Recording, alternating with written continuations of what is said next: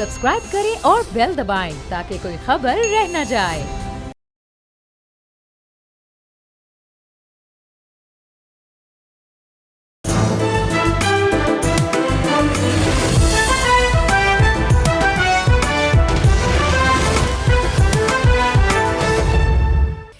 अस्सलाम वालेकुम नाज़रीन, you are watching debate with Nadia Mirza. नाज़रीन, इसराइल ईरान जो कशीदगी है जो कि जंग की सूरत इख्तियार करने जा रही है, ये कैसे रुकेगी? इस पे बड़े सवाल हो रहे हैं, कहीं से जवाब भी आ रहे हैं। लेकिन सूरत हाल ये है कि जिस वक्त इसराइल ने ईरान पर हमला किया, ईरान ने जवाबी कार्रवाई की, अब जो दुनिया भर की नज़रें हैं वो डेफिनेटली ईरान पर हैं। लेकिन दूसरी तरफ अगर हम सूरत हाल देखें तो अमेरिका के साथ साथ यानी अमेरिका के अलावा चाहे वो यूके है, चाहे वो जर्मनी है, चाहे वो फ्रांस है, सभी अपनी अपनी पेशकशें कर रहे हैं और सभी कोशिशें कर रहे हैं कि कोई डील बन जाए और इसराइल और ईरान की कशीदगी का खात्मा हो, या जंग की तरफ कम से कम इनको ना जाना पड़े।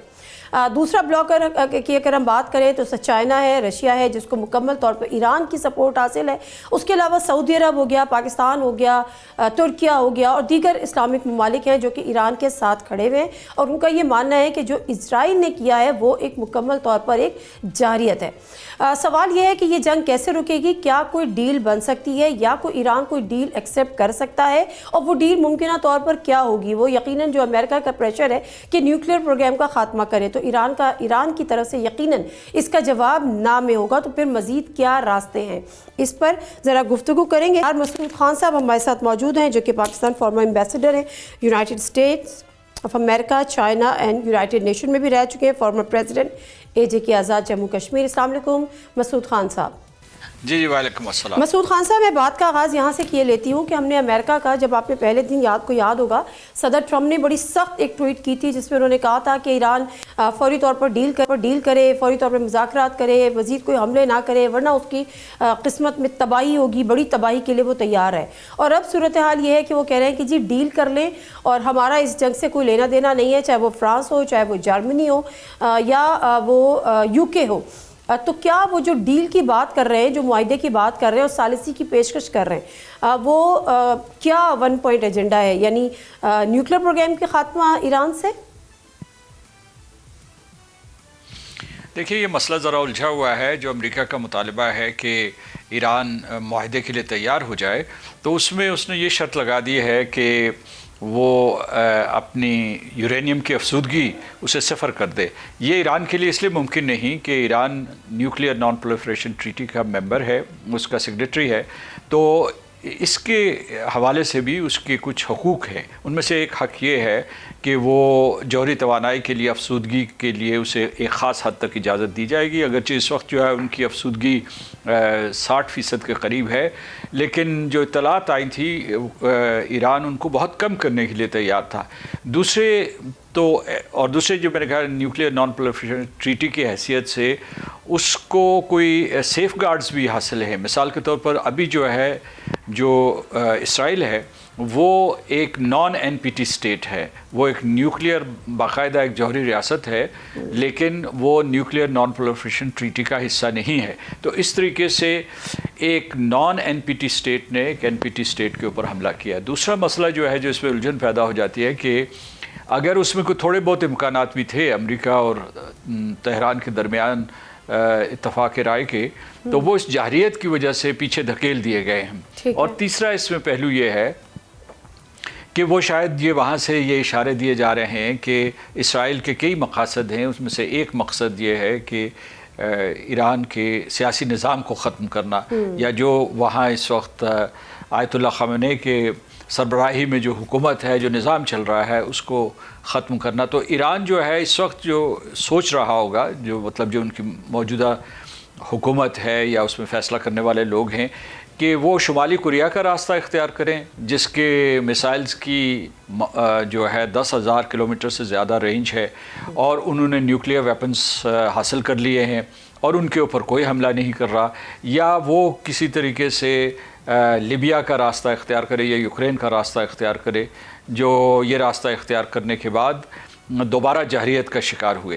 तो इस वजह से इस वक्त फ़िलहाल कोई कोशिश नहीं हो रही کہ کسی قسم کی وہ سفارتی کوشش نہیں ہو رہی. پس پردہ جو ہے اپیلز کیے جا رہے ہیں. میرا خیال ہے کہ جو ایران ہے اس نے بھی سائپرس کے ذریعے اسرائیل کو کوئی پیغامات دیے ہیں, خفیہ پیغامات دیے ہیں, تو اس حد تک سفارتکاری ہو رہی ہے. لیکن جو آپ نے شروع میں کہا تھا جب آپ انٹروڈکشن کروا رہی تھی تو آپ نے یہ کہا تھا کہ ایران نے اپنے طور پر یہ بیان جاری کیا ہے کہ وہ سمجھتے ہیں کہ اس میں امریکہ, برطانیہ اور فرانس اور ایک میں شاید ان 3 ممالک کا انہوں نے خاص طور سے ذکر کیا ہے کہ یہ اسرائیل کی پشت پناہی کر رہے ہیں. تو اس وجہ سے اس میں یہ خطرہ پیدا ہو گیا کہ جنگ پہلے ہی وسیع تر ہو گئی ہے.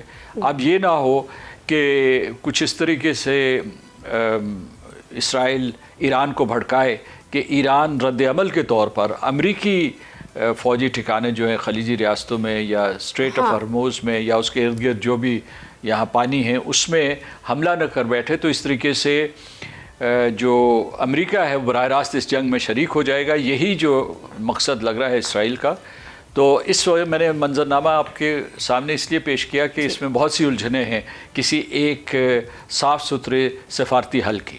بالکل ٹھیک ہے, لیکن سر دوسری طرف ہم یہ دیکھ رہے ہیں کہ امریکہ فی الحال تو اس سے علیحدہ کر رہا ہے کہ جی ہم اس جنگ میں شامل نہیں ہیں انلیس اینڈ انٹل ہمارے کسی ایسٹس پر ایران حملہ کرتا ہے. لیکن ایران بڑا کیٹیگوریکلی کہہ رہا ہے کہ اسرائیل جو ہے وہ اسرائیل امریکہ کے بغیر یہ حرکت نہیں کر سکتا. آپ اس وقت امریکہ کے رول کو کیا دیکھ رہے ہیں کہ کیا واقعی وہ ایک طرف ہو سکتا ہے یا اپنے آپ کو نیوٹرل اس وقت پیش کر سکتا ہے اور اس جنگ کا حصہ نہیں ہے, کیونکہ ایران بار بار یہ کہہ رہا ہے کہ یہ امریکہ انوالوڈ ہے اور امریکہ کہہ رہا ہے کہ وی آر ناٹ. دیکھیے ایسے شواہد ملتے ہیں کہ امریکہ نہ صرف اسرائیل کی پشت پناہی کر رہا ہے بلکہ عملاً اس کی مدد بھی کر رہا ہے. اس قسم کے شواہد سامنے آئے ہیں کہ جو اسرائیلی میسائل وہاں جا رہے ہیں ان کو گرانے میں امریکہ ان کی مدد کر رہا ہے اور انہوں نے بحری بیڑے بھی اس طرف منتقل کر دیے ہیں اور ایئر کرافٹ کیریئرز بھی ہیں. تو اس وجہ سے یہ وہ بھی اس میں واضح طور پر کہا گیا ہے کہ وہ اسرائیل کی حفاظت کے لیے ہوں گے, کیونکہ جو یہ امریکہ میرا خیال ہے اور اسرائیل بالخصوص اسرائیل یہ توقع نہیں کر رہا تھا کہ جو ایران کا جوابی حملہ ہوگا وہ اتنا بھرپور ہوگا, کیونکہ اس کی وجہ سے بھی جو ہے یہ خلاف توقع ہے, کیونکہ وہ سمجھتے کہ انہوں نے ان کا جو فضائی دفاعی نظام ہے وہ ناکارہ کر دیا ہے ایران کا, اور اس کے بعد جو ہے ان میں وہ صلاحیت نہیں رہی کہ اتنے دور مار میسائل وہاں بھیج سکیں, بیلسٹک میسائلز. تو اس وجہ سے کچھ نہیں کہا جا سکتا اس وقت. مطلب ہے ہوش مندی کا تقاضا یہ ہے کہ جنگ بند کی جائے, کیونکہ اس وقت مارکیٹس برے طریقے سے متاثر ہو رہی ہیں. دونوں ممالک نے یعنی ایران نے اور اسرائیل نے ایک دوسرے کے تیل اور گیس کے ٹھکانوں کے اوپر حملے کیے ہیں, جس سے ایک قسم کا آہستہ آہستہ ایک بھونچال پیدا ہو رہا ہے عالمی منڈیوں میں. اور نہ صرف تیل کی قیمتوں پر جا رہی ہے بلکہ جو نیسڈیک ہے, ڈاؤ جونز ہے یا امریکن اسٹاک ایکسچینج ہے, اس کے جو باقی S&P ہیں ان کے شیئرز گر رہے ہیں. تو کہنے کا مطلب یہ ہے کہ اس جنگ کا خطرہ صرف جو ہے وہ ان 2 ممالک کو نہیں ہے یا صرف خطے مشرق وسطیٰ کو نہیں ہے, اور ساتھ جو ہے اس کی زد میں پاکستان بھی آئے گا, بلکہ ساری دنیا کو ہو رہا ہے. اچھا سر, تو یہ اب ایران نے ایک طرف تو ظاہر ہے وہ جارحیت کا جواب دے رہا ہے, لیکن دوسری طرف اس نے 2 جو ہے وہ وارننگز دی ہیں. ایک تو اس نے کہا ہے کہ میں اپنے آپ کو NPT سے علیحدہ کر لوں گا, دوسرا انہوں نے بات کی ہے اسٹریٹ آف ہارمز کو بند کرنے کی, جس سے تقریباً 20 سے 25% جو ہے وہ سپلائی جاتی ہے, چاہے وہ گیس ہو چاہے وہ پیٹرولیم ہو. تو یہ اس کا امپیکٹ پھر کیا ہوگا اگر آنے والے دنوں میں ایران کو اس طرف جانا پڑ گیا؟ اس کے نتائج بڑے خطرناک ہوں گے, اور اس کا مطلب یہ ہے کہ اگر وہ NPT سے نکلتا ہے تو واضح ہدف یہ ہوگا کہ وہ ایٹمی دھماکہ کر دے. اور قیاس آرائی ہو رہی تھی اسرائیل کی طرف سے, اور پھر جو ہے جو انٹرنیشنل اٹامک انرجی ایجنسی اس نے بھی چند روز قبل ایک قرارداد پاس کی تھی.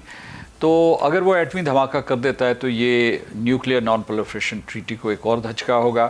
اب تک جو روس اور چین نے بیانات دیے ہیں سلامتی کونسل میں, انہوں نے کہا کہ اب تک ایران جو ہے انہوں نے ایک قسم کی شہادت دی ہے کہ اس کے وہ نیوکلیئر ہتھیار یا جوہری ہتھیار حاصل کرنے کی کوشش نہیں کر رہا تھا. آپ یہ درست کہہ رہی ہیں کہ جنگ کا دائرہ اگر وسیع ہو گیا اور اسٹریٹ آف ہرموز میں چلا گیا اور سارے خلیجی ریاستوں کو ساری خلیجی ریاستوں کو اس نے لپیٹ میں لے لیا تو اس کے بہت خطرناک نتائج ہوں گے. اسی لیے جو کراؤن پرنس ہیں سعودی عرب کے, انہوں نے بہت سے رابطے کیے ہیں. ایک تو خیر ان کے امریکی صدر سے بات چیت ہوئی, لیکن اس کے علاوہ انہوں نے برطانیہ کے وزیر اعظم کیئر سٹارمر اور جو ترکی کے صدر اردوان سے بھی گفتگو ہوئی ہے. تو اس وقت جو ہے سفارتکاری متحرک ہے.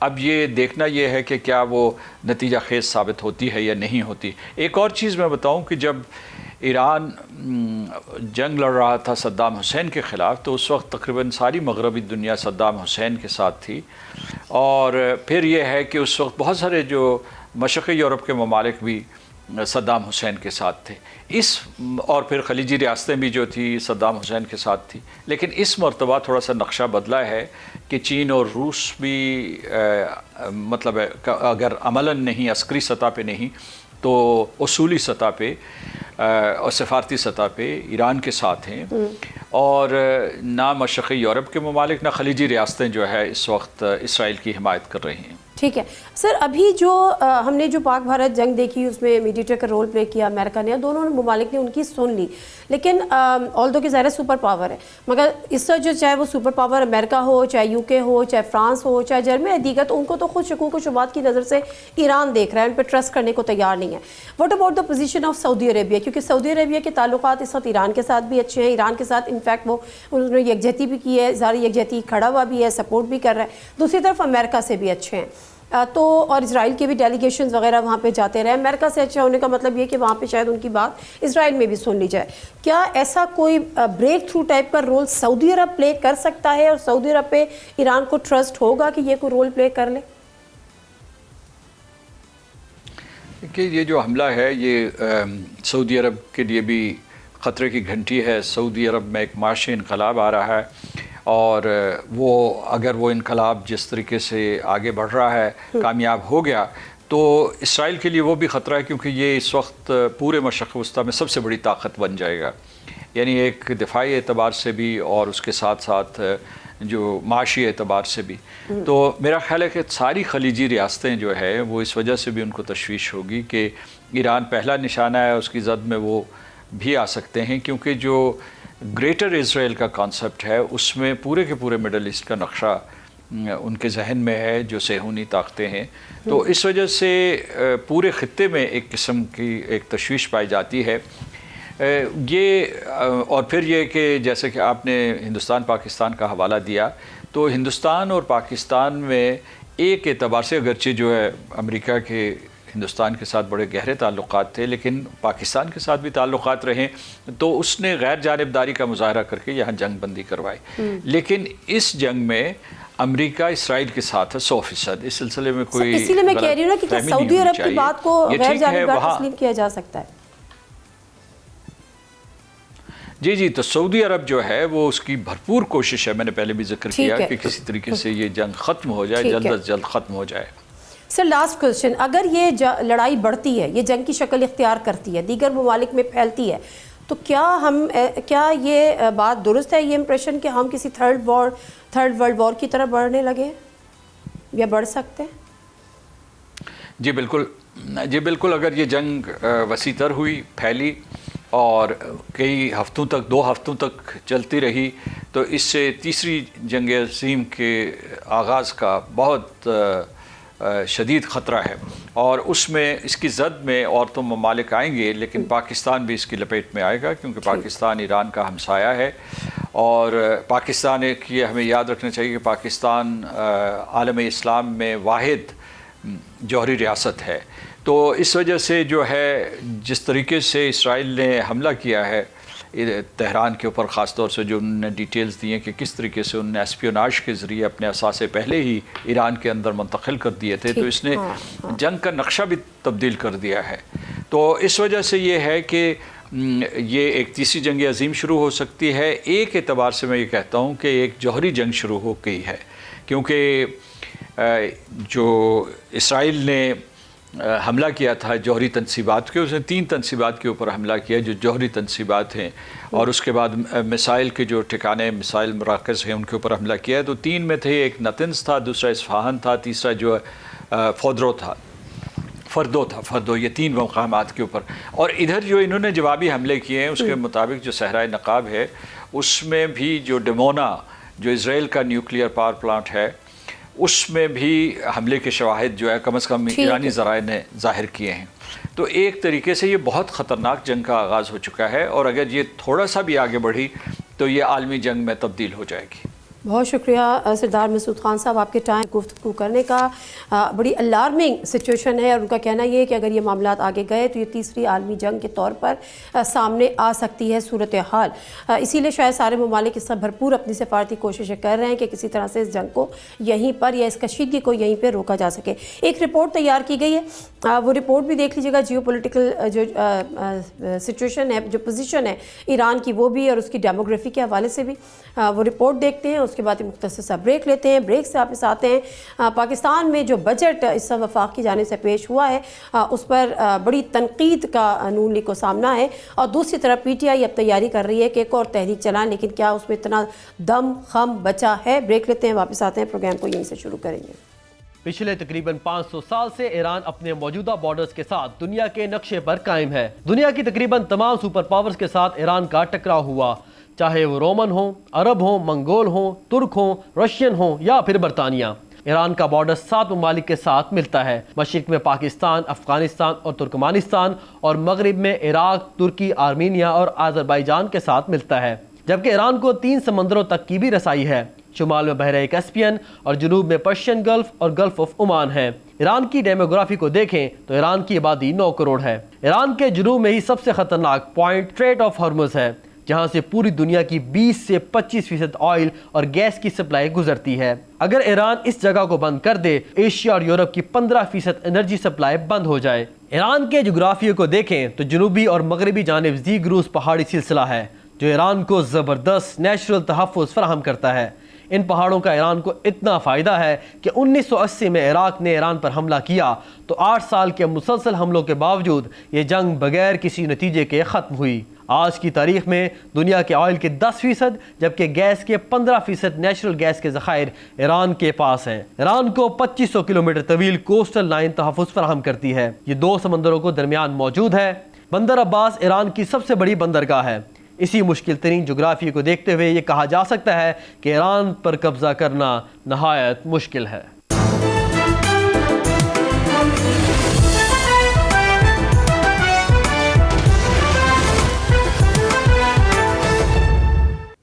جی ناظرین، پروگرام میں ایک دفعہ پھر آپ کو خوش آمدید کہتے ہیں. وفاقی حکومت نے 10 جون کو بجٹ تو پیش کر دیا، لیکن وہ دن ہے اور آج کا دن ہے شدید تنقید کی زد میں. جو اپوزیشن تنقید کر رہی ہے وہ تو چلے ایک روایت بھی ہے اور اس کا جائز حق بھی ہے، لیکن ان کے اتحادی بھی تنقید کر رہے ہیں. خاص طور پر جو چیئرمین سینٹ اور اسپیکر قومی اسمبلی کی جو تنخواہوں میں بے ہوش ربا اضافہ کیا گیا ہے وہ اس پر بڑی تنقید ہو رہی ہے. میں بڑی حیران ہوں یہ دیکھ کر کہ اس کا جواز کیا پیش کیا جا رہا ہے. وہ میں بھی آپ کو ذرا کوئی سنواتی ہوں، بلکہ ایک شارٹ سا کلپ ہے وہ میں آپ کو دکھاتی ہوں. لیکن ہم ذرا اپنے جو آج کے پینلسٹ ہیں ان کو خوش آمدید پہلے کر لیں. عامر الیاس رانا صاحب ہمارے ساتھ موجود ہیں، سینئر جرنلسٹ ہیں. السلام علیکم عامر الیاس رانا صاحب، بہت بہت شکریہ آپ کے ٹائم کا. اور اس کے ساتھ ساتھ ہمارے ساتھ اسار رانا صاحب موجود ہیں، سینئر پولیٹیکل اینالسٹ. بہت بہت شکریہ اسار رانا صاحب آپ کا بھی. دونوں مہمانوں کو خوش آمدید کہتے ہوئے ذرا ایک شارٹ سا کلپ ہے، اس میں ڈاکٹر عفنان جو ہے وہ ابصار عالم صاحب کو وجوہات بتا رہے ہیں کہ کیا وجہ تھی کہ اسپیکر قومی اسمبلی اور چیئرمین سینٹ کی جو تنخواہیں تھیں وہ اس حد تک بڑھانی پڑی، یعنی 2,05,000 سے 13 لاکھ روپے کرنی پڑی. عامر الیاس رانا صاحب، آپ نے وجہ یہ سنی ہے کہ ان کے پاس چونکہ چائے، وہ اسپیکر ہیں یا وہ چیئرمین سینٹ ہیں، ان کے پاس بہت لوگ آتے ہیں، ان کو چائے پلانی پڑتی ہے، تو اس طرح سے ہمیں سیلری تو بڑھانی پڑے گی اور اتنا ریز تو ہمیں دینا پڑے گا کہ 2 لاکھ سے ہم ان کی 13 لاکھ کر دیں. یہ چائے کا بجٹ ہے سر؟ یہ جو چیئرمین اور اسپیکر کی صورت میں موجود ہیں ان کے لیے ہے، یہ کوئی غربا کے لیے نہیں ہے. اور کمال فیاضی جو ہے نا وہ ان دونوں پہ ہوئی ہے. آپ نے تو 13 لاکھ کا، وہ پیکج تو بہت بڑا ہے. پیکج تو وہ تقریباً 21 لاکھ کا ہے سر. بیسک کے اوپر جیسے ججز، جی آپ نے صرف 13 لاکھ تک محدود کر دیا، اس لیے میں کہہ رہا ہوں کہ پیکج تو وہ بہت بڑا ہے. لیکن میں جاننا چاہوں گا کہ اگر پہلے بھی کبھی چیئرمین سینٹ یا اسپیکر نے کوئی پلے سے پیسے دیے ہوں اور اس کی وہ رسیدیں شو کر دیں کہ جی جو ہم مہمانوں کو چائے پلاتے ہیں وہ ہم پلے سے پلاتے ہیں اپنے آفیسز میں، ٹھیک ہے، تو یہ جواز میں بغیر کسی بات کے مان لوں گا، اور یہ جواز نہیں ہے. جواز دیا اورنگزیب صاحب نے، جو ہمارے وزیر خزانہ ہیں، جنہوں نے کہا کہ جی 2016 سے ان بیچاروں کی تنخواہیں نہیں بڑھی تھی. ان بیچاروں کو خود شرم آ جانی چاہیے تھی. ابھی تک اسپیکر صاحب نے جو حج کر کے ماشاء اللہ ابھی یہ کہا کہ ہم نے نہیں، جو لیٹر ہے وہ پہلے دن آ گیا تھا، اور بالکل کلیئر ہے کہ یہ وفاقی کابینہ کی منظوری سے، وزیر اعظم کی منظوری سے یہ تنخواہوں کا پیکج بنا ہے. مطلب یہاں جب وہ بیچارے ہمارے جج ہیں جو انصاف فراہم کر رہے، اور یہ پھر یہ جو اراکین اسمبلی، دیکھیں میں اراکین اسمبلی کی تنخواہ کا میں سمجھتا ہوں کہ کوئی جواز موجود ہے کہ ان کو ٹھیک کیا، کہ بالکل ریگولر ان کے پاس حلقے کے لوگ آتے ہیں، اور یہ دنیا بھر میں ہوتا ہے. اگر ہم نہیں کر رہے دنیا بھر میں، اور بہت کچھ عام آدمی کے لیے ہوتا ہے، ہم اس بحث میں پڑ جائیں گے، لمبا ہوگا، لیکن وہ کسی حد تک جسٹیفائی ہے. جو 5-6 لاکھ روپے سپ پہ بیٹھے ہوئے لوگ ہیں نا، ان کے پاس تو چائے پانی کے لیے سارے وسائل موجود ہیں. بالکل ٹھیک ہے، بالکل ٹھیک ہے، بالکل ٹھیک ہے. میں اس کو ذرا آگے لے کے چلتی ہوں، اسی بات کو آپ کے عامل الیاس رانا صاحب میں آگے ذرا لے کے چلتی ہوں. اس رانا صاحب یہ فرمائے گا کہ ایک تو یہ جو تنخواہ دار طبقے کو جو تھوڑا سا ایک پینٹ کے برابر ریلیف ملا تھا، وہ بھی اطلاعات ہے کہ واپس لے لیا. اس کی وجہ یہ ہے کہ جو حکومتی ملازمین ہیں، سرکاری ملازمین ہیں، ان کا پہلے 6% تھا، پہ اب وہ 10% ان کی سیلری بڑھے گی. تو جو سیلریڈ کلاس ہے وہ ایک دفعہ پھر پسے گی. خیر آلریڈی پس رہی تھی، وہ 3-4 ہزار یا 5 ہزار کا زیادہ فرق پڑ رہا تھا. لیکن کیا وجہ ہے اور کیا وجہ بنی؟ ویسے تو جو ہمارے وزیر خزانہ انہوں نے کہا کہ صنعت کار نہیں مان رہے تھے، جو مزدور کی کم از کم اجرت نہیں بڑھائی. لیکن کیا یہی وجہ تھی اور اتنا پریشر صنعت کاروں کا کہ آپ چیئرمین سینٹس کی تنخواہوں میں لاکھوں روپے کا اضافہ کر رہے ہیں اور وہاں پہ اب 4-5 ہزار روپے نہیں بڑھا سکتے؟ دیکھیں جو یہ چائے پانی کا بل بڑھایا ہے نا 21 لاکھ تک لے کے گئے، یہ میرا خیال ہے یہ ہونا چاہیے کو کم از کم 57-58 لاکھ کے اوپر. کوئی بندہ پیزا بھی مانگ لیتا آ کے، وہ کہتا ہے منو شاورما کھوا دیو، وہ کہتا ہے یار مجھے سلطان کی نہ حلیم لاہور سے منگوا دو. تو دیکھیں نا خرچہ تو بڑھ جاتا ہے نا. تو خالی چائے تو کوئی بھی نہیں مانگتا. کوئی شاید کہہ دے کہ مجھے کیک رس بھی کھلا دو ساتھ، تو یہ ناانصافی ہے. آپ جسٹیفائی کر رہے ہیں، آپ اس اضافے کو جسٹیفائی کر رہے ہیں کہ ان کو بسکٹ بھی کھلانے پڑتے ہیں، شاورما بھی کھلانا پڑتا ہے، کسی کو کیک بھی دینا پڑتا ہوگا. ہاں جی ہاں. تو یہ تو ان بیچاروں کے ساتھ ظلم ہے. یہ تو سارے پیسے 22 لاکھ چائے میں خرچ ہو جائیں گے. تو میرا خیال ہے کوئی 44-45 لاکھ روپے کا بل ہونا چاہیے، جس میں کیک، پیسٹریاں اور کیا کہتے ہیں، کوئی حلیم، کوئی پیزا، کوئی برگر، کوئی شاورما. تو آ کے جو بھی آئے وہ پیٹ بھر کے کھانا کھانے کے لیے آئے، کیونکہ ان کے پاس کھانا کھانے تو آتے ہیں لوگ، اور کس کام کے لیے آتے ہیں؟ یہ کام جو کہتے ہیں کوئی نہیں، کسی کا کام کیا کر سکتے ہیں. پھر تو سر سب سے بڑا نعرہ یہ ہوگا کہ چلو چلو چیئرمین سینٹ کے پاس چلو، اور چلو چلو اور اسپیکر قومی اسمبلی کے پاس چلو. جی جی ہے نا، ایسے ہونے والا آنے والے وقت میں. چلے بالکل ایسے ہی، کیونکہ عالم ان کا یہ کہ ان کا پروڈکشن آرڈر تو ایک جیل سپرنٹینڈنٹ اٹھا کے باہر پھینک دیتا ہے. یہ کرنے جو کہ تو کچھ ہے نہیں. چلو لوگوں کو چائے پلا دیں، کہ کوئی کیک پیسٹری کھلا دیں. اور میں تو ایک شکر ہے میرے وزیر خزانہ نے مجھے غلط فہمی سے نکالا. میں سمجھ رہا تھا یہ جو بجٹ ہے یہ IMF نے بنا کے دیا ہے، لیکن وہ کہہ رہے ہیں کہ نہیں IMF کے ساتھ سرمایہ داروں نے بھی بنا کے دیا کہ یہ ملک کیسے چلنا ہے. ان سرمایہ داروں نے جو 30 لاکھ کے نیٹ ورک ہے نا ہمارا، جو وہ کیا کہتے ہیں ٹیکس نیٹ ورک، اس میں بھی نہیں آتے. اور اس میں آتا کون ہے؟ آپ، میں، رانا صاحب. اور ہمارے اوپر وہ لوگ بیٹھ کے یہ طے کر رہے ہیں کہ جی ان کو یہ ملنا چاہیے یا نہیں یہ ملنا چاہیے، جو اس ملک کے سب سے بڑے بینیفیشری ہیں، اور ٹکا واپس نہیں کر رہے اس قوم کو. اور تیسری بات یہ کہ یہ جب ہم کہتے ہیں نا سیلری کلاس کی تنخواہ بڑھا دی، تو کتنی سیلری کلاس ہے سرکاری جو آٹے میں نمک کے برابر سرکاری ملازم، اور آپ کہتے ہیں، میں کہتا ہوں کہ سرکاری ملازمین تو کام ہی نہیں کرتے. ان کی تنخواہیں بڑھانے کا آپ کو بڑا شوق ہے. آپ نے کبھی پرائیویٹ سیکٹر کو دیکھا ہے کہ پرائیویٹ سیکٹر میں کیا ہو رہا ہے؟ اسحاق رانا صاحب جو سب سے زیادہ تھرڈ پلر کے طور پہ سامنے آیا جو ٹیکس پہ کر رہا ہے وہ سیلریڈ کلاس ہے.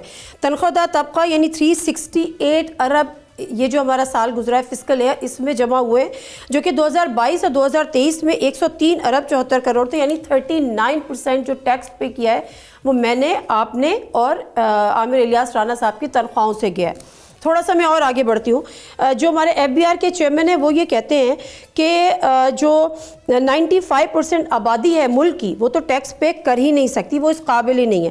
پھر وہ کہتے ہیں کہ پاکستان کے 5% امیر ترین لوگوں نے 1600 ارب روپے کا ٹیکس چوری کیا ہے۔ اس کے ساتھ وہ کہتے ہیں کہ جو ٹاپ 1% لوگ ہیں جو کہ امیر ترین لوگ ہیں جن کی تعداد 6,70,000 ہے، وہ 2233 ارب روپے کا ٹیکس ادا کر رہے ہیں۔ تو مطلب حکومت جو ہے عامر الیاس رانا صاحب، اس سے کیا میں عکس کروں کہ آپ ہاتھ کھڑے کر رہے ہیں کہ یہ جو ایلیٹ کلاس ہے جو ٹیکس نہیں دیتی ہے اس سے اب ہم ٹیکس لے بھی نہیں سکتے، تو ہم نے صرف سیلریڈ کلاس سے ہی لینا ہے۔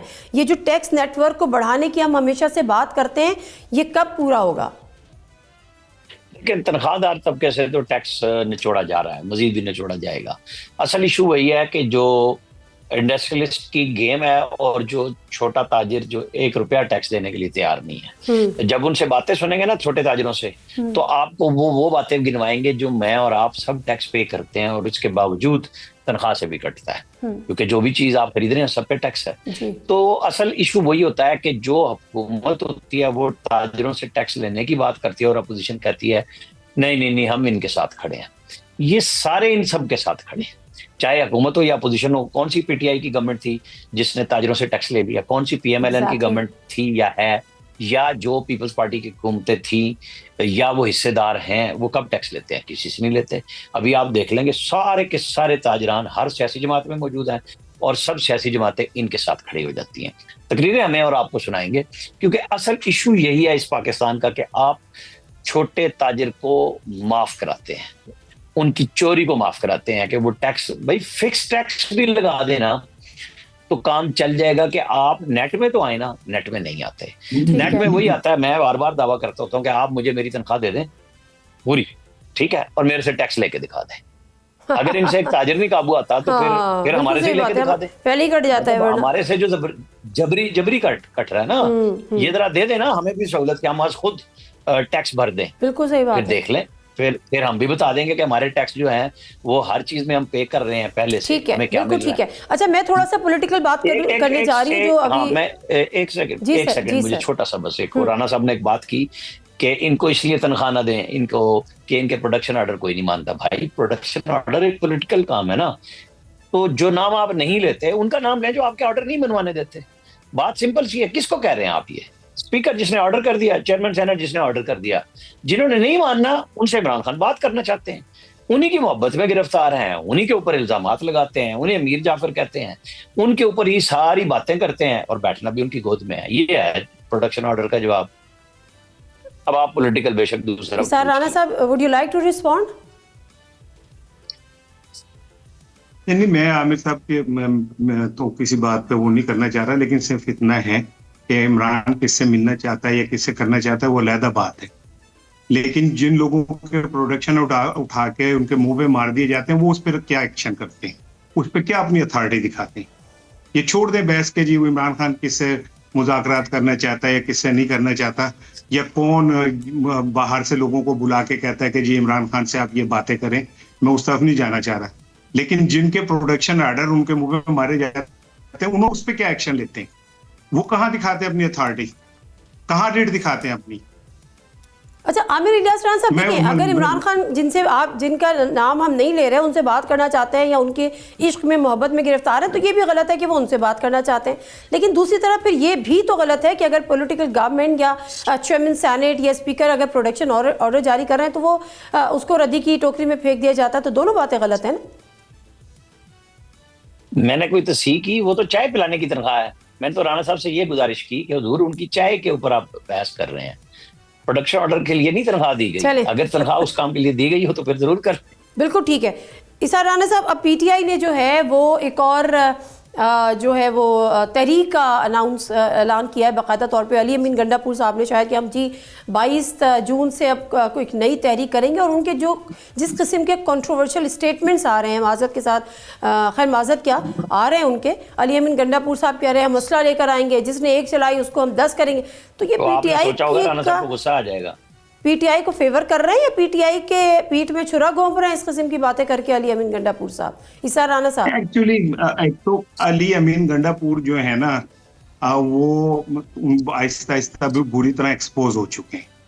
اور مجھے بتائیں کہ جب عمران خان اور علیمہ یہ کہتی ہیں کہ ہم ایک پرامن تحریک چلائیں گے, تو یہ علی امین گنڈا پور کو کون کہتا ہے کہ آپ یہ والا بیان دیں کہ جی ہم پستولے لے کے آئیں گے اور ہم آگے سے گولیاں ماریں گے؟ میں یہ آپ کیا کرنا چاہ رہے ہیں؟ آپ ایک اور 9/11 کروانا چاہ رہے ہیں اور پی ٹی آئی کے کھاتے ڈلوانا چاہ رہے ہیں, اور آپ پھر ایک خونی تصادم 26 نومبر جیسا کروانا چاہ رہے ہیں, خود گاڑی میں بیٹھ کے بھاگ جائیں گے. آپ کہہ رہے ہیں یہ رانگ نمبر ہے؟ P T I us position میں نہیں ہے. جی آپ کہہ رہے ہیں یہ رانگ نمبر ہے؟ نہیں رانگ نمبر نہیں ہے, یہ وہ نمبر ہے جو ڈیلیٹ ہو چکا ہے پی ٹی آئی میں سے. اب ان کی مجبوری ہے کہ وہ اتنا بڑا اسٹیپ لے نہیں سکتے جس واحد جہاں پہ ان کی حکومت ہے. نہیں ہے, لیکن میں اب کہنے میں کوئی حرج نہیں ہے کہ عمران خان کی کے پی کے حکومت پہ کنٹرول گرپ نہیں ہے, ادروائز یہ بجٹ پیش نہیں ہونا تھا. نہیں وہ کہتے ہیں پیش تو ہوا, منظور نہیں ہوگا. انہوں نے کہا منظور نہیں ہوگا جب تک ملاقات نہیں ہوگی. آپ جو مرضی کر لیں نا, جب پیش ہو گیا, سرکار نے پیش کر دیا اور سرکار نے ہی اسے منظور کرنا ہے, تو بیچ میں اب کیا رہ جائے گا؟ سرکار نے ہی منظور کرنا ہے نا, سرکار نے ہی اس کو کرنا ہے, تو انہوں نے پیش کر دیا تو منظور بھی ہو گیا. عامر الیاس رانا صاحب وہ کہہ رہے ہیں سار رانا صاحب کہ کے پی حکومت جو ہے یا کے پی کی حکومت کے جو اراکین ہیں وہ عمران خان کے ہاتھ سے نکل چکے ہیں, اور علی امین گنڈا پور صاحب جو ہے وہ پی ٹی آئی سے ڈیلیٹ ہو چکے ہیں. آپ اگری کرتے ہیں اس بات سے؟ پہلے بجٹ پہ بات کرتا ہوں. مجھے بتائیں کہاں ان میں لکھا ہے کہ بجٹ پاس کرنا ضروری ہے؟ بجٹ پیش کرنا ضروری ہے. بجٹ پاس ہوتا ہے فائنانس بل جب آپ ٹیکسیشن کرتے ہیں نہیں, یا اس میں رد و بدل کرتے ہیں. اگر آپ نہیں کر رہے تو آئینی طور پہ کام پورا ہو چکا ہے, کے پی اسمبلی نے بجٹ پیش کر دیا ہے. اگر آپ نے ٹیکسیشن میں رد و بدل نہیں کرنا تو آپ کو یہ پاس بھی نہیں کرانا. بس سمپل سی بات ہے. یہ فائنانس بل آپ اور ہم ہر دفعہ پڑھتے ہیں نا, سنتے ہیں, یہ پاس ہوتا ہے. ایکچولی بجٹ پیش کرنا آئینی پروویژن ہے, تو وہ کر دیا. اب اگلی بات کیا ہے؟ کر دیا, ختم ہو گئی بات. کیا بیچتا ہے یہ پوچھیں اب آپ. وہ جو آپ کہہ رہی ہیں نا کہ جو کیا کریں گے علی امین گنڈا پور. علی امین گنڈا پور چوائس کس کی تھی؟ میری اور آپ کی تھی. بزدار چوائس کس کی تھی؟ میری اور آپ کی تھی.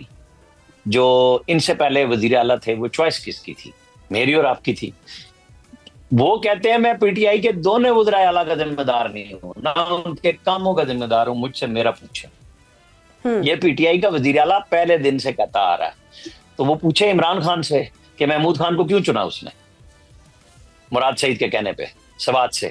اس نے پرویز خٹک کو کیوں چنا اور کس کے کہنے پہ چنا؟ جس کا یہ وزیر تھے, شاید صوبائی وزیر ایکسائز اینڈ ٹیکسیشن تھے پرویز خٹک کے ساتھ. وہ کسی کے کام کی ذمہ داری نہیں لے رہے. تو ایکچولی چنے کس نے بندے؟ یہ عمران خان نے. کیا آپ کہہ سکتے ہیں کہ عمران خان جیسے وہ اب شاید کبھی کہہ دیں کہ کوئی ایسی اسٹیبلشمنٹ کا بندہ تھا جس نے علی امین گنڈا پور کا نام لیا, جیسے سلطان سکندر راجہ کا انہوں نے باجوہ پہ ڈال دیا. وہ جو کہتے ہیں نا میاں نواز شریف نے کہا بھی میرے پا دو, تو وہ ساری باتیں جو ہے نا اب ان پہ ڈال دیں کہ بھائی علی امین گنڈا پور ہی اس وقت. بھائی عمران خان نے کیوں چنا ہے اور ان کی ایک آواز پہ وزیر اعلیٰ نہیں رہے گا. سر ویسے نہیں عامر الیاس رانا صاحب دیکھیں, عمران خان نے چنا, ہو سکتا ہے ان کا ماضی ایسا رہا ہو, لیکن ابھی تو ہر دوسرا بندہ ہمیں کمپرومائز لگ رہا ہوتا ہے. ہر دوسرا بندہ اسی قسم کی باتیں کر رہا ہوتا ہے. مطلب کوئی علیمہ خان صاحبہ تو قیادت سے بڑی نالا ہے, وہ کہتی ہے کچھ سنجیدہ ہی نہیں ہے عمران خان کو باہر نکالنے کے لیے. سب خوش ہے کہ عمران خان اندر ہے اور ہماری سیاست چل رہی ہے. یہ جو زور لگا رہے ہیں سارے ہمارے بھائی مل کے کہ علی امین گنڈا پور نے 26 نومبر کرایا اور بھاگ گیا, ان کے ساتھ کون تھا؟ گاڑی میں 2 لوگ اور بھی تو تھے, آپ کو یاد ہے ان کا؟ عمر ایوب صاحب جو کہہ رہے تھے کہ میں تو شہر میں رہتا ہوں, آپ بھی رہتی ہیں, ہم منال پہ گئے ہوں گے جو ختم ہو گیا, اس روڈ کو آپ جانتی ہیں نا. انہوں نے وہاں پہ ایک ٹرک کھڑا تھا اس کو سائڈ پہ کیا, سیمنٹ کے بیریئر پڑے ہوئے تھے ان کو سائڈ کیا, وہ گاڑی ان کی جمپ لے کے, جس طرح وہ 12 ضلعوں میں کراس کر گئے تھے نا, اس طرح عمر ایوب نے وہ کہانی سنائی تھی کہ وہ اپنے ضلع ہری پور میں پہنچ گئے تھے. آپ کو یقین ہے اس بات پہ کہ وہ اس مجمع میں سے خود نکل گئے تھے؟ ان کے ساتھ کوئی سہولت کار نہیں تھا. میں عمران خان صاحب کی اہلیہ کا نام نہیں لے رہا, تیسرے بندے کا, ٹھیک ہے. یہ کوئی بھی کہانی ہمیں سچ کیوں نہیں سناتا؟ کوئی بھی. سر سچ کی روایت کہاں ہے ہمارے یہاں؟ کوئی بھی سچ نہیں سناتا, ایکس وائی زیڈ کوئی بھی نہیں سناتا. میں اور آپ لے کے نہیں کیا میں اور آپ لے کے آئے تھے 26 نومبر کو ان لوگوں کو, बेगम बुशरा लेके आई थी ना, पूरी पीटीआई के चेयरमैन समेत हर बंदा कह रहा है कि हमें संजानी का मैसेज था। उन्होंने कहा नहीं, मैंने 26 नवंबर को डी चौक पहुंचना।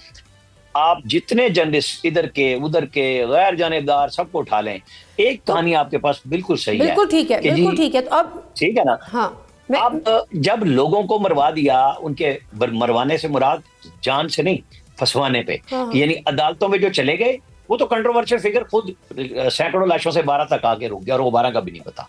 ठीक है, आप बताएं मुझे, जो लोग अरेस्ट हुए अब उनके लिए मिन्नत तरला हो रहा है ना कि जी वो लोग नहीं आ सकते बार बार अदालतों में, तो इन लोगों को नहीं समझती जो लेके आए थे, क्यों नहीं पैरवी करते उनके घर में खर्चे क्यों नहीं करते? इसका मतलब तो ये है, let me cut the story short इसार राना साहब, तो फिर हम ना ही समझे, मतलब कोई तहरीक नहीं चलेगी, कोई तो कोशिशें नहीं होंगी, किसी किस्म का कोई मुजाहरे अब नहीं हो सकते, कोई लॉन्ग मार्च नहीं हो सकते, क्योंकि एक वाहिद सूबा था खैबर पख्तूनख्वा जहाँ से लोग निकलते थे। अली अमीन गंडापुर को जो खुद आपने भी सब ने क्वेश्चन मार्क कर दिया, तो अब क्या होना है? अच्छा देखिए, पहले तो मैं एक चीज थोड़ी सी मैं भी चाह रहा था, ये जो राना साहब ने की बात वाकई बिल्कुल ठीक कह रहे हैं कि पाकिस्तान की सियासत जो है ना वो इसी तरह की बेवफाइयों से भरी। ये जो इंतखाब करने की कमजोरी है ना, अब नवाज शरीफ साहब ने 3 दफा जिन जनरल्स को मुंतखब किया, चूज किया, उन्होंने उन्हें निकाला ना। हर दफा वो एक गलत इंतखाब करते रहे और हर दफा उन्हें जो हुकूमत से निकाला जाता रहा। तो अब हम कहें जी नवाज शरीफ साहब तो बड़े बुरे हैं, उन्होंने तो बंदे गलत चुन लिए थे। या बीबी ने जिस शख्स को अपना भाई कहती थी लगारी को, जिस दिन उनकी हुकूमत जानी थी नवाज वक्त में लीड छपी, तो उन्होंने फोन करके कहा कि फारूक भाई मैं ये क्या सुन रही हूँ, तो उन्होंने कहा नहीं बीबी ऐसी कोई बात नहीं है, और शाम को फारूक लगारी ने बीबी को फारिग कर दिया। ठीक है, ठीक है। तो ये इक्तिदार में ये तो फिर सर हम ना ही समझे ना सर, फिर हम ना ही समझे नहीं, क्यों ना समझे? फिर जब तक इमरान खान अपने खड़ा है और जब तक इमरान खान का आज़म जिंदा है, उसे दुनिया की कोई ताकत नहीं हरा सकती। नहीं मैं हराने या जीतने की बात नहीं करी सर, तहरीक की बात कर रही हूँ।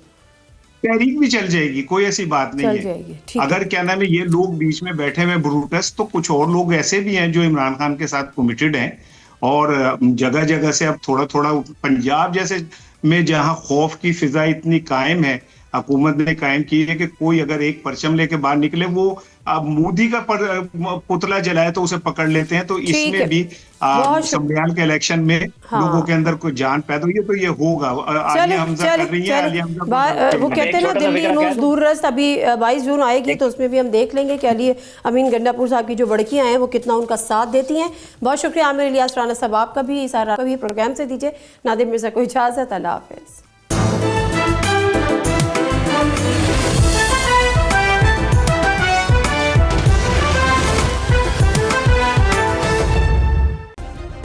सब्सक्राइब करें और बेल दबाएं ताकि कोई खबर रह न जाए।